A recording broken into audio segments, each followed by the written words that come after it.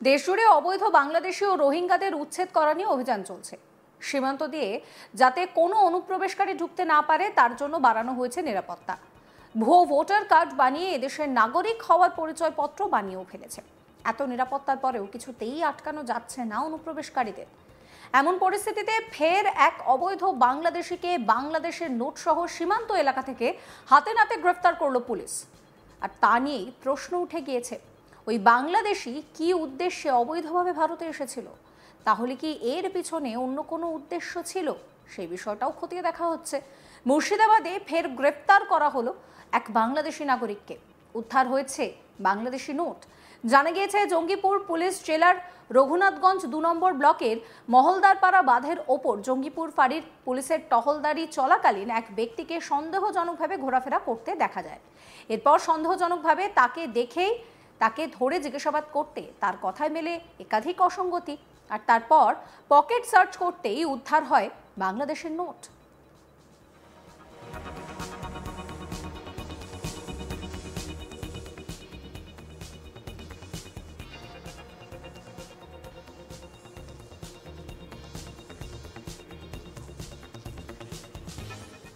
এই ব্যক্তিকে জিজ্ঞাসাবাদ করার পর পুলিশ তার আসল পরিচয় জানতে পেরেছে। জানা গিয়েছে, ধৃত ব্যক্তির নাম মজিদ শেখ ওরফে ইলিয়াস। বাড়ি বাংলাদেশের শিবগঞ্জ থানার চাপাই নবাবগঞ্জে। গরু পাচারের উদ্দেশ্যে এই এলাকায় ঘোরাফেরা করছিল বলে সূত্রের খবর। ধৃত বাংলাদেশি যুবক মজিদ শেখ, তাকে সাংবাদিকরা প্রশ্ন করতে সে নিজের মুখে জানায় যে গরু পাচারের উদ্দেশ্যেই সে ভারতে এসেছিল। কি বলছে ধৃত, শুনুন। কোথায় বাড়ি? বাংলাদেশ। বাংলাদেশে কোথায় বাড়ি? কোন জায়গা বাড়ি? রামনাথপুর। হ্যাঁ, রামনাথপুর। কিভাবে এলে? নদীতে হেলে এসছে। নদীতে কিসের জন্য এসেছিলে? গরু পাচার করতে এসেছিলে? কারা ডেকেছিল? কারা ডেকেছিল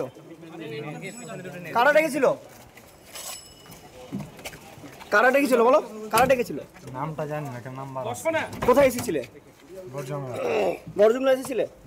কে ডেকেছিল? কে ডেকেছিল? নামটা জানি না। তাহলে কোথায় ছিলে? বরজংলার কোথায় ছিলে? কি নাম তোমার? পিছনে বসে। কি নাম তোমার? হ্যাঁ, মজিদ। বাংলাদেশের কোন জায়গায় বাড়ি বললে? রামনাথপুর। এই বিষয়ে পুলিশ সুপার জানান যে পাচারের উদ্দেশ্যেই এই ব্যক্তি এখানে এসেছিল। পুলিশ সুপার কি বলছেন, শুনুন। আমাদের পেট্রোলিং করার সময় আমরা দেখলাম কি একটা বাংলাদেশি এখানে স্মাগলিং করছিল। আমাদের আমরা ইনভেস্টিগেশন করব, একটা কেসও হয়েছে, বাড়ি বাংলাদেশি আছে, আমরা পেয়েছি। ফার্দার ইনভেস্টিগেশন চলছে। আমরা যেরকম আইনগতভাবে কারণে নাম ওর মজিদ শেখ, চাপাই নবাবগঞ্জের বাড়ি, বাংলাদেশ। টহলদারি চলাকালীনই পুলিশ দেখতে পাবে। পেট্রোলিং করার সময় আমরা করছি কি অবস্থা তাকে ধরে ওরা স্মাগলিং করছিল, ওই উদ্দেশ্যেই এখানে। সূত্রের খবর, এরপরে ধৃতকে গ্রেফতার করে বুধবার আদালতে তোলা হয়। গোটা ঘটনার তদন্ত করছে পুলিশ।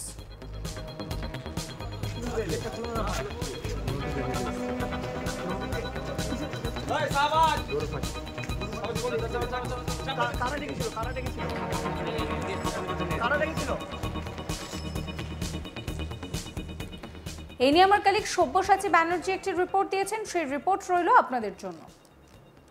আবারও বাংলাদেশি গ্রেপ্তার, এবার মুর্শিদাবাদের জঙ্গিপুর পুলিশ ডিস্ট্রিক্টের মহলদারপাড়া এলাকা থেকেই।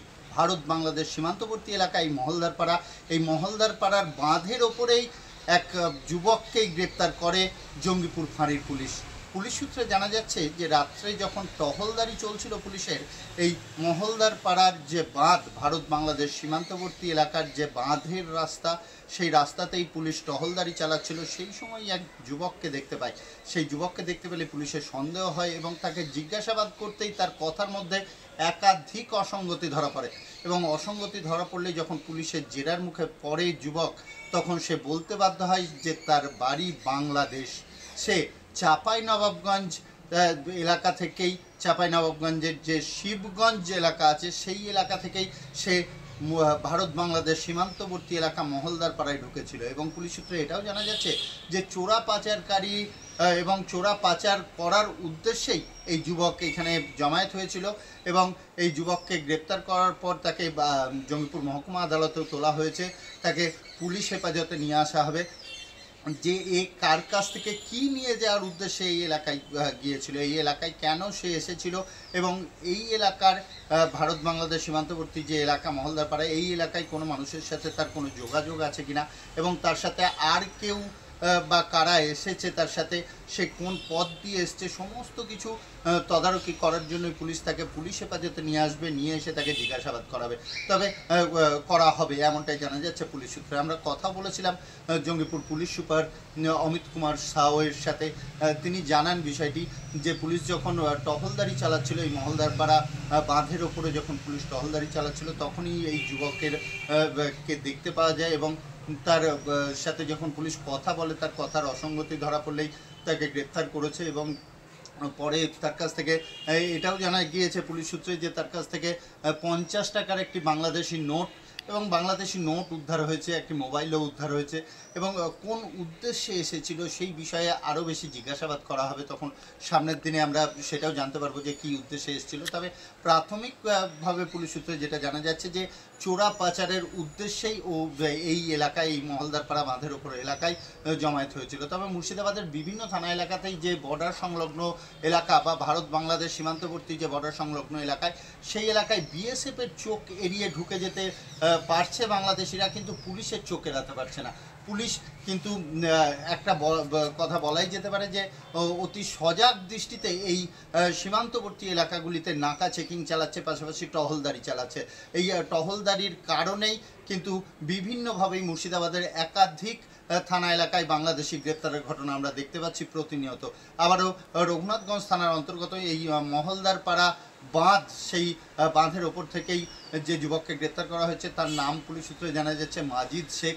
তার বাড়ি হচ্ছে চাঁপাইনবাবগঞ্জ জেলায়, চাঁপাইনবাবগঞ্জ জেলার শিবগঞ্জ থানা যেটা আছে সেই এলাকারই বাসিন্দা এই মাজিদ শেখ ওরফে ইলিয়াস। এ চোরা পাচারকারী বলেই পুলিশ সূত্রে প্রাথমিকভাবে জানা যাচ্ছে।